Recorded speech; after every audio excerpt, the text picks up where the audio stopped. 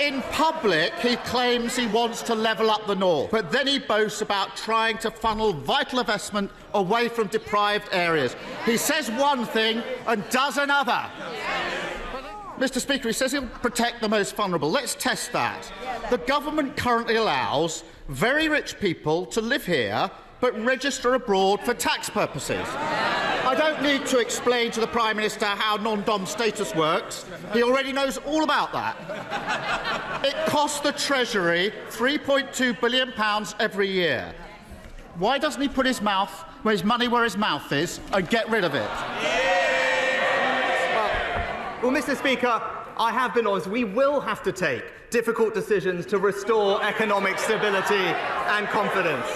And my honourable friend, the Chancellor, will set that out in an autumn statement in just a few weeks. But what I can say, as we did during COVID, we will always protect the most vulnerable. We will do this in a fair way. But what I can say, I am glad, Mr. Speaker, that the party opposite, the honourable gentleman, has finally realised that spending does need to be paid for. It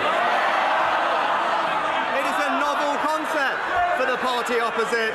This government is going to restore economic stability, and we will do it in a fair and compassionate way.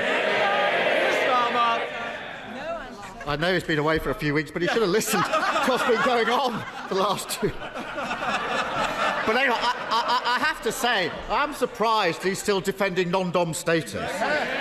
He pretends he's on the side of working people, but in private he says something very different. Over the summer, he was secretly recorded at a garden party in Tunbridge Wells, boasting to a group of Tory members that he personally moved money away from deprived areas to wealthy places instead. Rather than apologise or pretend that he meant something else, why doesn't he now do the right thing and undo the changes that he made to those funding formulas? Well, Mr. Speaker, I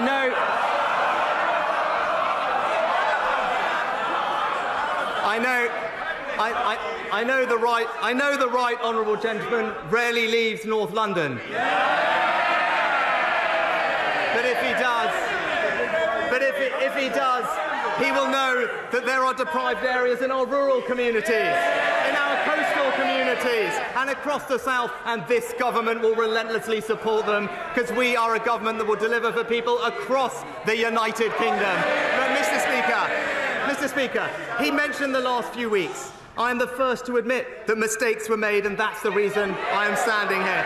But that is the difference between him and me. This summer, I was being honest about the difficulties that we were facing.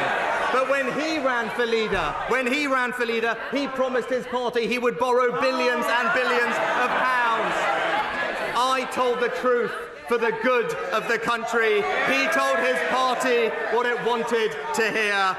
Leadership is not selling fairy tales. It is confronting challenges, and that is the leadership the British people will get from this government.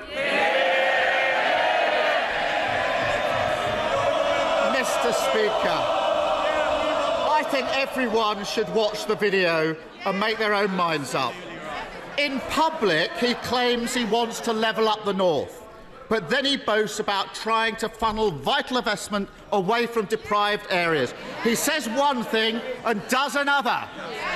But they're shouting. They're not my words. They're not my words.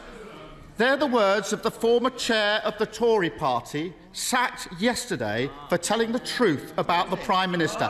Even his own side know he's not on the side of working people. That's why the only time he ran in a competitive election, he got trounced by the former Prime Minister, who herself got beaten by a lettuce. So why doesn't he put it to the test, let working people have their say and call a general election?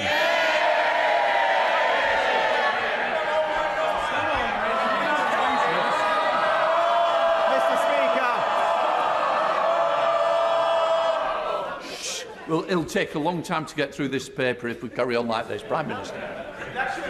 Mr. Speaker, he talks about mandates, about votes, about elections. It's a bit rich coming from the person who tried to overturn the biggest democratic vote in our country's history. Our mandate is based on a manifesto that we were elected on, to remind him an election that we won and they lost. A mandate that says we want a stronger NHS, better schools, safer streets, control of our borders and levelling up. That is the mandate that I and this government will deliver for the British people.